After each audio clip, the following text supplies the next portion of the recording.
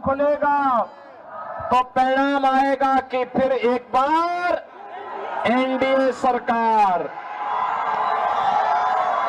14 नवंबर को एक ही परिणाम आने वाला है और वह है कि फिर एक बार एनडीए सरकार। बहन और भाइयों, जिन लोगों ने बिहार के गौरवशाली परंपरा को कलंकित किया, कांग्रेस और या आरजेडी, ये दोनों बराबर के पाप के भागीदार हैं। इन्होंने बिहार को बांटा है, बिहार को लूटा है, बिहार के नौजवानों के सामने पहचान का संकट इन्होंने खड़ा किया। और बहनों और भाइयों, आप सबसे मैं यही कहने के लिए आया हूं कि जो लोग पहचान का संकट खड़ा किए हो, अरे भाई आराम से थोड़ा पीछे चलो पीछे। आपका उत्साह है मैं जान रहा हूं, लेकिन बहनों और भाइयों आराम से थोड़ा, जब बोलेंगे तभी तो सुन पाएंगे। इसीलिए आराम से, तो जहां खड़ा है आराम से बैठिए, तो जाए वहीं बैठ जाए। बहनों और भाइयों, आज बिहार के अंदर विकास है, विरासत भी है और गरीब कल्याणकारी योजनाओं का लाभ भी आज बिहार के अंदर दिख रहा है। बहनों और भाइयों, ये इसलिए क्योंकि मोदी जी का मार्गदर्शन है और नीतीश बाबू के नेतृत्व में बिहार अच्छी सड़कें दे रहा है, बिहार के अंदर बिजली है, बिहार के अंदर पानी है, बिहार के अंदर इंजीनियरिंग कॉलेजेस हैं, बिहार के अंदर मेडिकल कॉलेजेस हैं, बिहार के अंदर आज वह सब कुछ है जो बिहार को एक नई पहचान दिला रहा है। बहनों और भाइयों, बिहार की विकास की इस यात्रा को आगे बढ़ाने के लिए, एक स्वर्णिम बिहार बनाने के लिए फिर से एनडीए की सरकार आवश्यक है। और सरकार के लिए आवश्यक है कि मोदी जी के नेतृत्व में जैसे भारत के अंदर विरासत का सम्मान हुआ है, विरासत को आगे बढ़ाने का कार्य हुआ है। याद करिए, यूपी के अंदर डबल इंजन की भाजपा की सरकार है और परिणाम है अयोध्या में राम मंदिर का, भव्य मंदिर का निर्माण हो गया है। ये कांग्रेस आरजेडी तो ये ढाका क्षेत्र को घुसपैठियों का यहां पर एक केंद्र बना करके अराजकता पैदा करना चाहते हैं। बहनों और भाइयों, हमें इस क्षेत्र में अराजकता पैदा नहीं होने देनी है।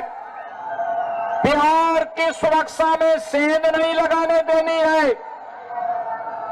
अयोध्या में राम मंदिर के निर्माण के दौरान बिहार का जब राम भक्त जाता था, कार सेवक जाता था, कांग्रेस की सरकार कहती थी न्यायालय में कि राम तो है ही नहीं। आरजेडी राम मंदिर की रथ यात्रा को रोकता था।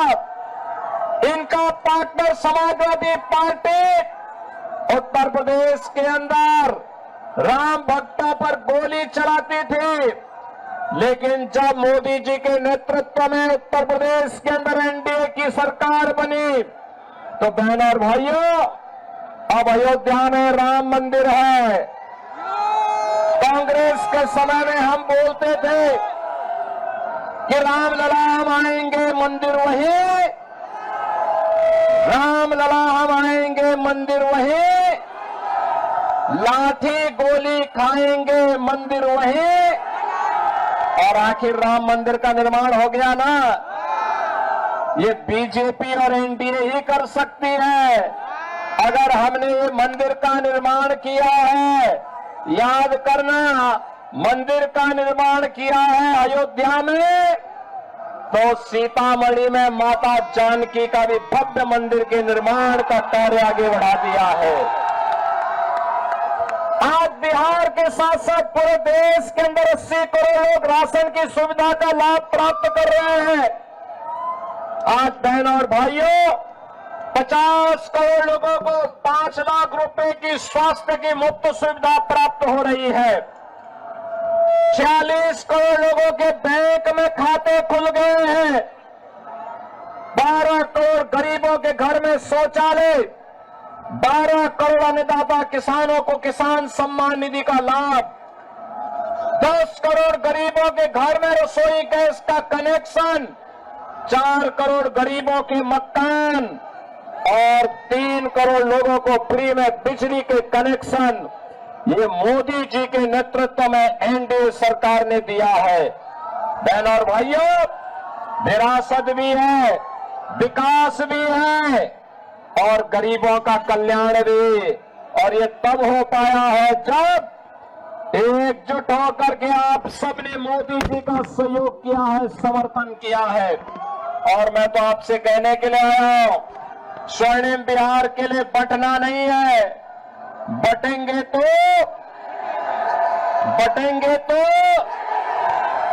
और गृह मंत्री अमित शाह जी ने कह दिया है कि 26 मार्च तक नक्सलवाद को और घुसपैठ को पूरी तरह समाप्त करना है। घुसपैठियों के आटा को भी ठीक करेंगे। और बहनों और भाइयों, अब तो देखो, जिन लोगों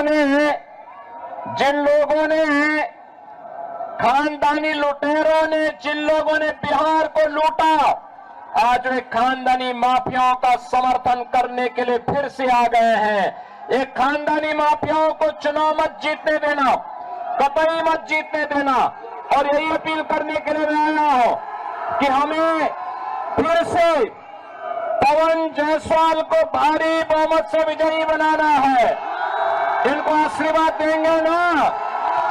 इनको आशीर्वाद देंगे ना? और याद रखना कि बटेंगे तो और एक रहेंगे, सेफ रहेंगे। एक रहेंगे तो हमें सेफ रहने के लिए और स्वर्णिम बिहार के लिए, विकसित ढाका के लिए पवन जायसवाल को कमल छाप पर भारी बहुमत से विजयी बनाना है। आशीर्वाद देंगे? आशीर्वाद देंगे? पवन जायसवाल को भारी बहुमत से विजयी बना के भेजेंगे। दोनों हाथ उठा करके बोलो। जहां इधर उधर पीछे बाउंड्री वॉल के आगे पीछे और पीछे खड़े हैं लोग, काफी दूर तक खड़े हैं, काफी दूर तक खड़े हैं। सभी लोगों का आशीर्वाद मिलेगा, लेकिन ये तभी होगा जब घर घर जाकर के वोट मांगेंगे। कमल छाप के लिए मांगेंगे, आशीर्वाद मिलेगा ना? तो मेरे साथ बोलेंगे, भारत माता की, भारत माता की, भारत माता की।